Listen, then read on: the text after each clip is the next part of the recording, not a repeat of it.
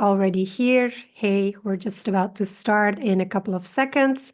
Once the live streaming is up and running, that should all be good. Awesome. Perfect. Let me quickly introduce. Hold on. Yeah, there we go.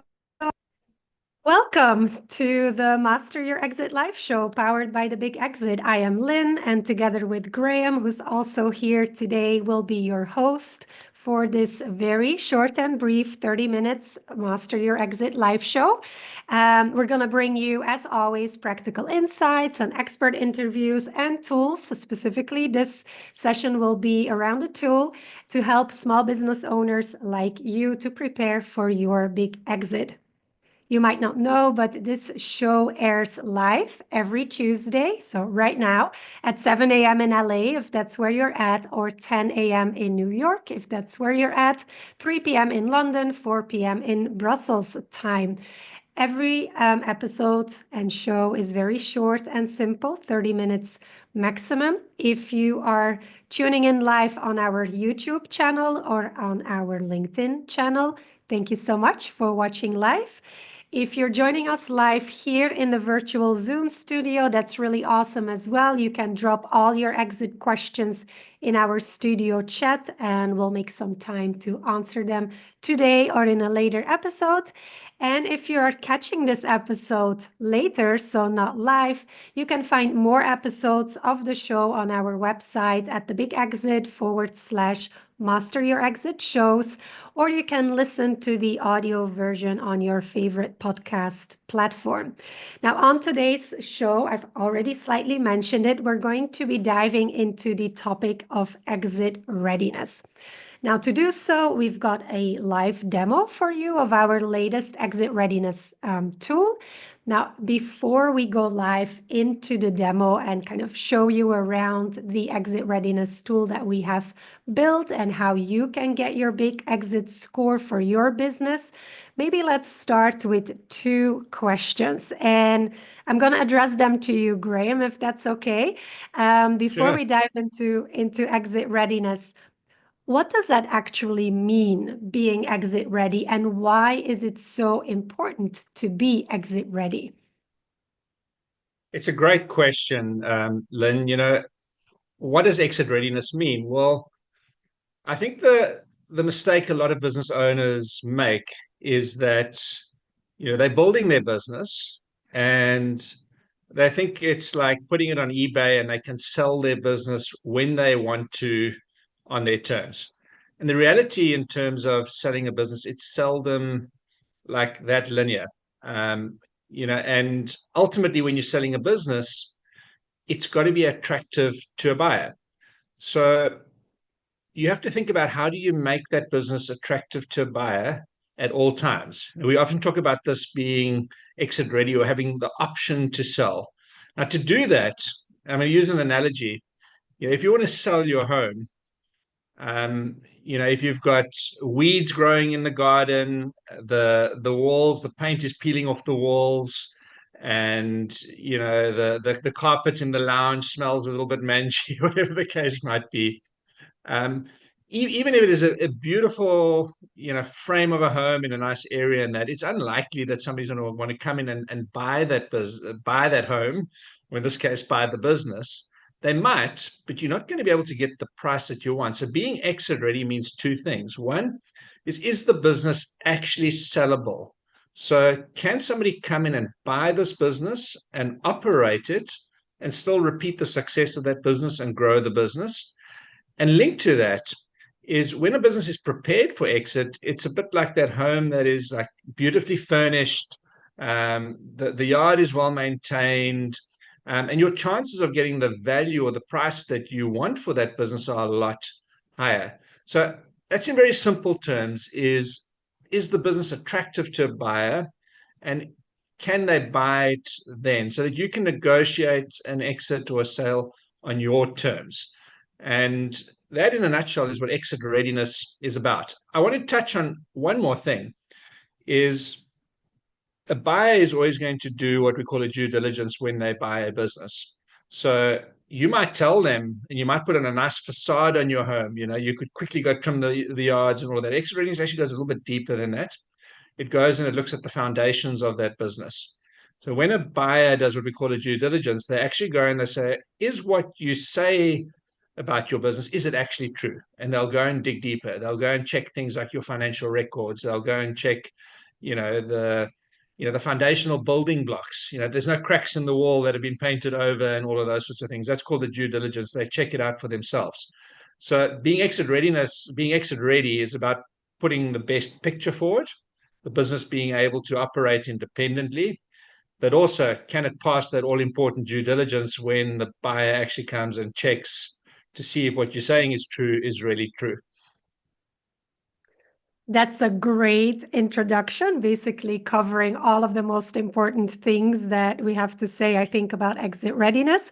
Now, you touched upon value of the business and price and being able to sell it for the price that you would love to sell it for, which is a topic we won't be diving into today. We won't be talking about valuations and stuff, but there are already a couple of videos on our website and LinkedIn channel and YouTube about valuations. We also have a free valuation tool that you can use to kind of get an idea and a valuation range for what your business is worth. But today we'll talk specifically about exit readiness, which is like, can your business be sold? Regardless of the price for which it will be selling for, and whether that's going to be, demanding or commanding a premium price or not. So let's dive in a little bit into one of the assessment tools that we have built here at the Big Exit, which is an exit readiness quiz. Now, this is a free tool that you can use. It's on our website. I'll show you in a minute how you get there, and we'll walk through the quiz. And at the end of it, this quiz will give you what we call a Big Exit score, which is a score from 0 out of 100 related to how exit ready your business is. And then you'll also get a couple, often 3 actionable tips of what it is that you can do to make your business more exit ready based upon the answers.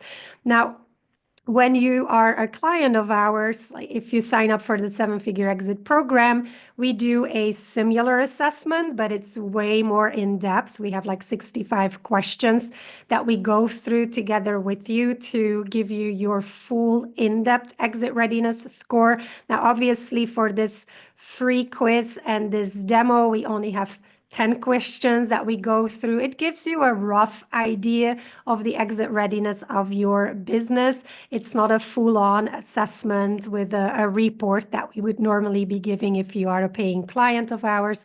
But obviously, it gives you an idea of like how exit ready it is and kind of like the things you should be considering if you're making your business more exit ready. So the questions that we ask are meant to evoke some thoughts around exit readiness for yourself and for your business. And that's the whole purpose of it. So let me do a little screen share so we can just do basically like a live demo straight away. So let me share my screen. If all goes well, you should see my screen. Can you see my screen, Graham? There you go. Awesome. Okay. So this is our main page from the website, thebigexit.co. I just want to show you how you navigate. If you go to the free resources, you can go and click the exit readiness quiz. And we'll tell you a little bit about why it's so important to be exit ready. There's a lot of businesses in the next decade that are going to be put on the market for sale. We share a little bit of the numbers around that on this page as well. But knowing that we're in a buyer's market, there's more and more businesses there that are being put onto the market for sale, and the amount of buyers are not increasing at the same rate as the amount of businesses for sale are putting in the market. So being exit ready at all times is more crucial than ever. Now let's dive straight into the quiz. It's free. It takes just 1 minute and you get customized results at the end of it. So let's just get started. And The goal for this quiz was to make it just pretty easy and straightforward and a little bit lighthearted. I mean, Graham, you know this too, being in the M&A space as well. I notice for sure that when I speak to people, professionals in the M&A space, that we like to use a lot of jargon. We like to Yeah. use a lot of complicated words. We like to, make things maybe a little bit more complicated than necessary, which, sometimes can scare small business owners going into that process. I don't know if that's familiar to you as well, Graham. Yeah, absolutely. I mean, especially when you're talking to accountants and we use even words which we think are simple, due diligence or DCF, discounted cash flow, or, it's Multiplier. part of our everyday language. But for a business owner, that stuff is meaningless. So it's super important that you can kind of translate those concepts into language that is clear and simple for business owners to understand, and not to judge business owners when they use language or describe things in ways which doesn't sort of fit the M&A narrative necessarily. Yeah, 100%. So this quiz is meant to speak your language as a small business owner, just like I am a small business owner and Graham is as well. So my goal was to develop something that speaks your language and just makes sense to you as a Hmm. small business owner rather than, speaking all of the jargon. So there's 10 questions in this quiz. And the first one is, how many of your clients do you know by their first name? And the reason why we ask that question is how heavily, or we're trying to figure out how heavily you are involved into marketing and sales, or even, delivery of your services or of your products. What we often see is if you know all your clients by their first name, which might sound really lovely and nice and create lots of client intimacy, it can also be a sign of you as the owner being quite heavily involved into the day-to-day operations. So hence we're asking this question, like how many of your clients do you know by their first name? And I'm just gonna give a few quick, just random answers. The next question is, if your demand goes up by 5 overnight, how easy would it be for you to handle that? Is it going to be a mission impossible or very difficult, quite difficult, or is it basically going to be easy peasy if your demand goes up 5 times overnight? And that's basically to figure out the scalability of your business model. And that's really important from a buyer's perspective because, as Graham was saying earlier on, a buyer is looking to buy a business that then they can grow. And obviously, when the business model is highly scalable, so you can handle growth relatively easy, it's way more attractive to a business buyer than when you grow. It is just a big challenge to go through. So that's what we're trying to figure out with this question, particularly.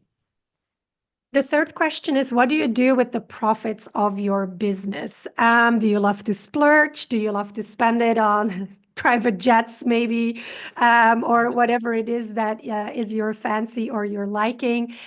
Do you use it to grow the business? Do you personally reinvest it in other assets, for example? So this is kind of like, is there profit and what do you do with the profits? So I'm just going to choose the answer that I'm reinvesting it. Then thinking of your products or services, which statement describes your offer best? I'm going to scroll down a little bit to give you all of the answers. 4 of them you can choose from. We sell a commodity, so we have a lot of competitors, or we're somewhat unique, but we still have quite a bit of competitors, or we're in a niche, so we don't have that many competitors, or we have a very unique niche and basically no direct competitors. Graham, is there something you would like to add to this question specifically as to why we ask this and why this is important when we're tracking exit readiness of a business? I think, and a couple of reasons why this is important is, especially if you're in a developed market, serving a niche is usually quite important because it means that you focus, you know your competitors well, and often means you can extract a better value out of the business. A commodity, often there's a lot less, uh, a lot less opportunity to do that at scale. Not always the case. And the other thing is also just kind of, do you know who your competitors are? There's a second layer to this, so somebody who knows and understands their business, will do market research, they'll do competitor research, and that's always a good thing if you understand your market, both your customers and your competitors. So, this question, I guess, is designed to kind of understand both of those. Yeah, absolutely. Let me give a random answer to that question. I think we're at the fifth question already. And I'd love to spend a little bit more time on this one because we haven't really spent an episode yet on this show around recurring revenue. So let's talk a little bit more about that. How much of your revenue is recurring? It might be that there's nothing recurring and you just do one-off projects, or it might be that all of your revenue is recurring. Let's say you run a membership site or a software business, a SaaS business, where all of your revenue is recurring revenue, and there's kind of like everything in between. Graham, let's talk a little bit I think more about recurring revenue and like why this is so important to potential buyers.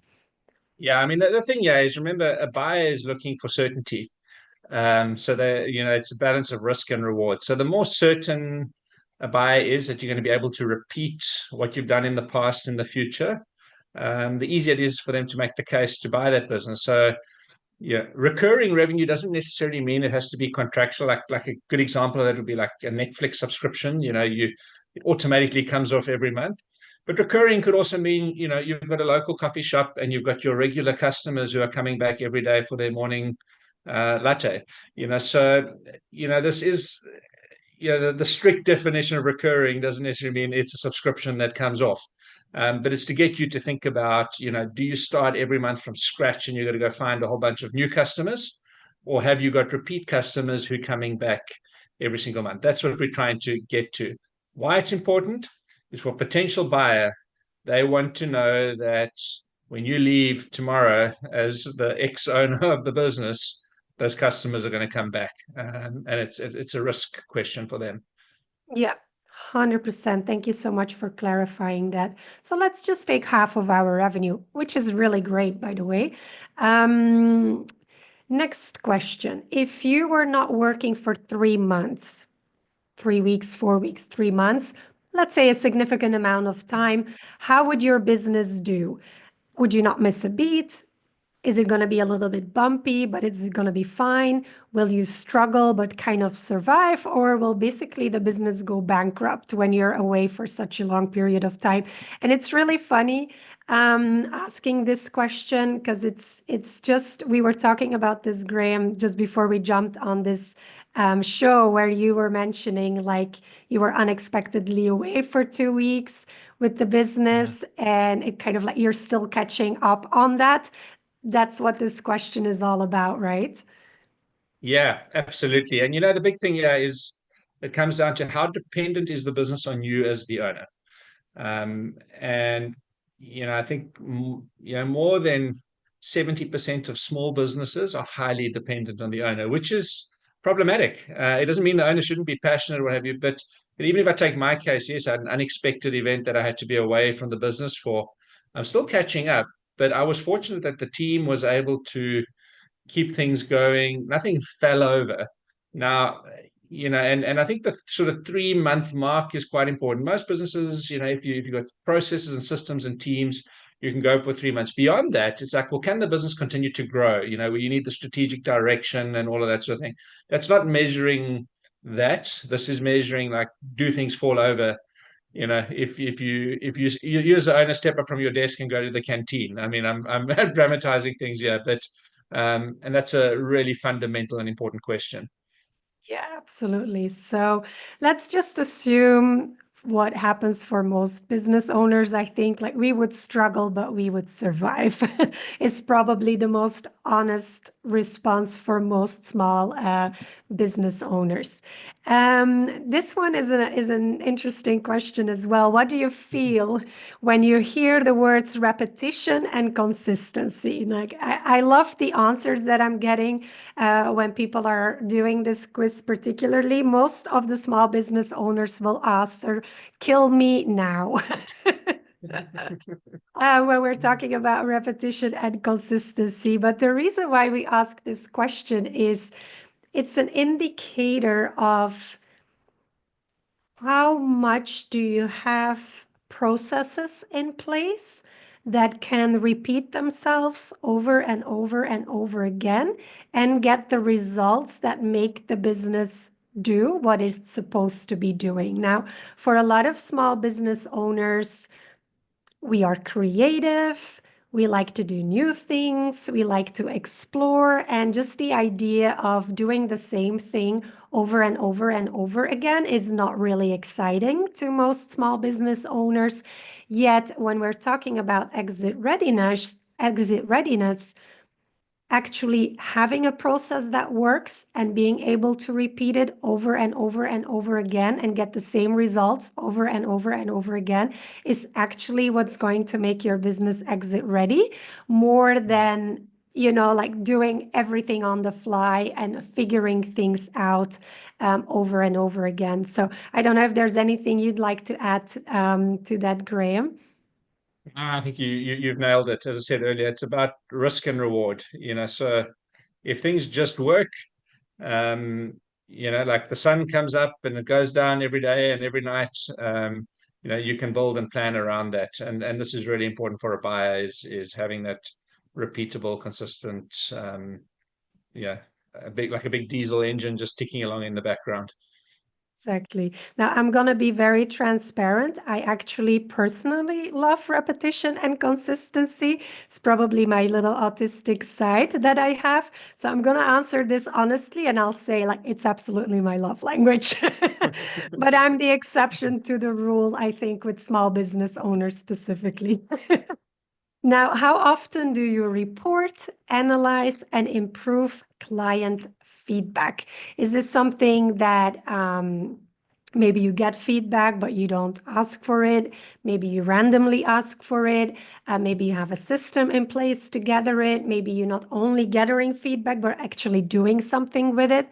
And the reason why we ask this question in terms of exit readiness is, I mean, obviously, you want to have a business model that runs and scales and it works in a repetitive way and consistently, but you also want to have customers that are ideally delighted with your service. And the way to kind of figure that out is asking feedback in a consistent way so you can adjust and improve the services or the products that you are offering. And from a buyer's perspective, I mean, they obviously love a process or to see a process in place that is capturing client feedback or customer feedback and actually the business doing something with it. Because we all know that if you have great customer feedback or your NPS score, if you're familiar with that, net promoter score is really high for your business,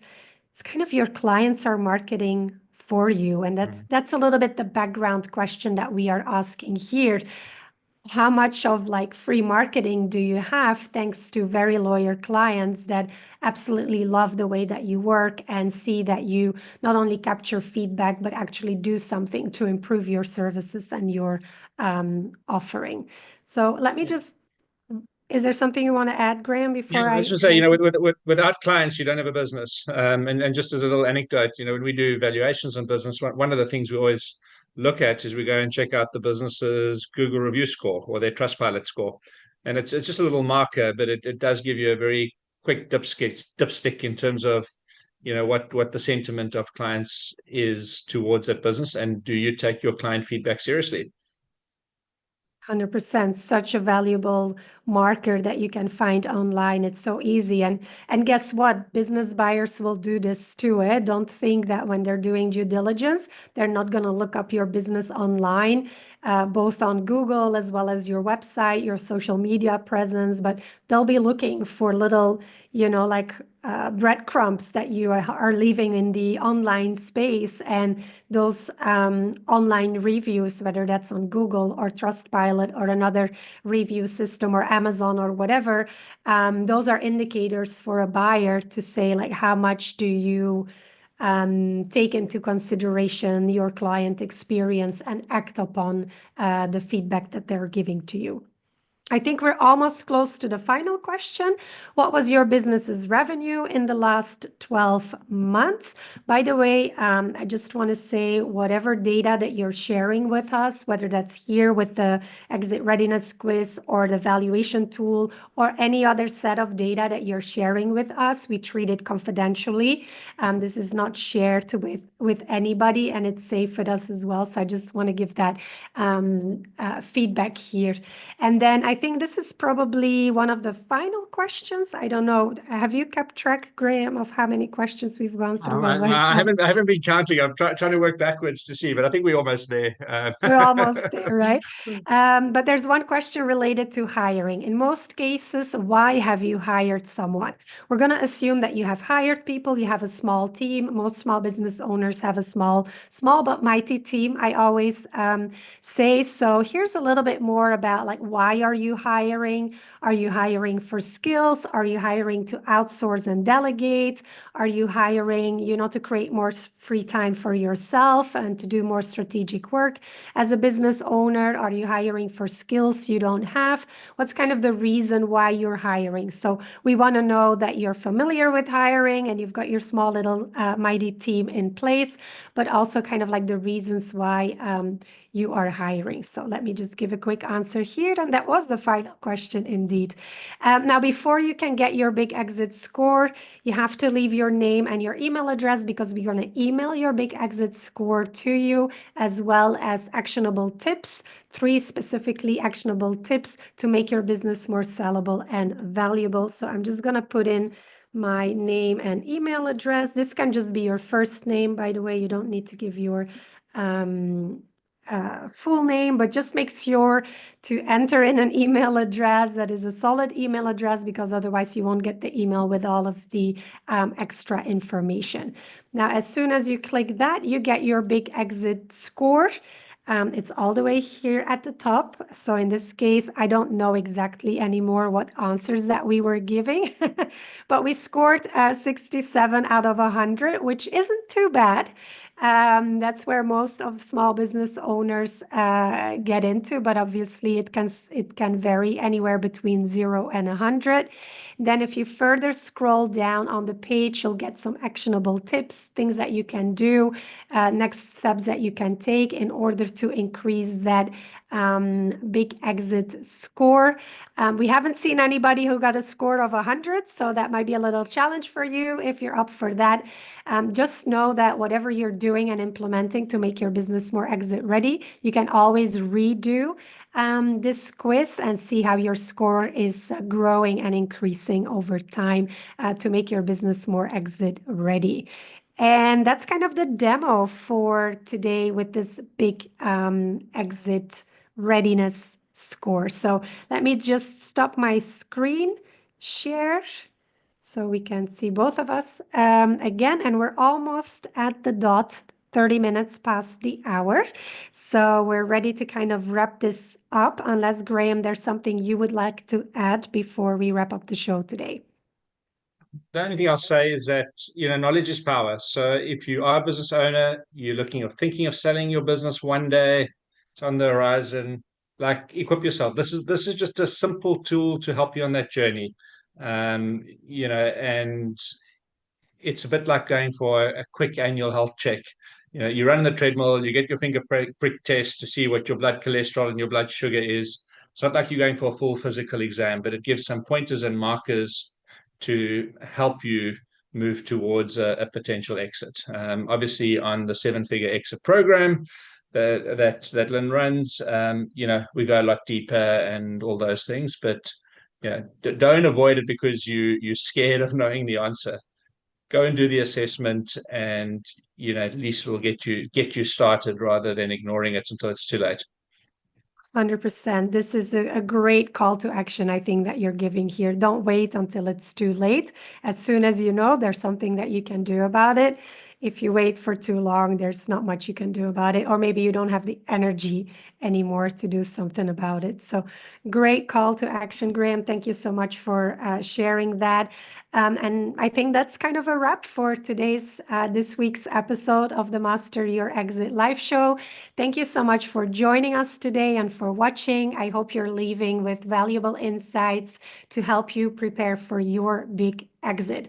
Remember, you can catch the replay of this episode and all the other episodes on our website, thebigexit.co/master your exit shows with little dashes in between, or listen to the audio version on your favorite podcast channel. Now, we'd love to hear from you.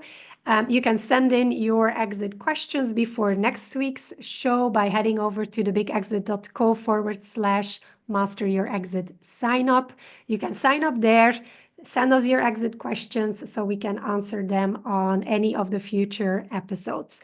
We'll be back next Tuesday at 7 a.m. in LA, 10 a.m. in New York, 3 p.m. in London, 4 p.m. in Brussels, with more tips, expert interviews, and tools to help you master your exit. Until then, keep building, keep preparing, and we'll see you next week. Thank you so much, Graham, for being here as well. See you next week. Ciao.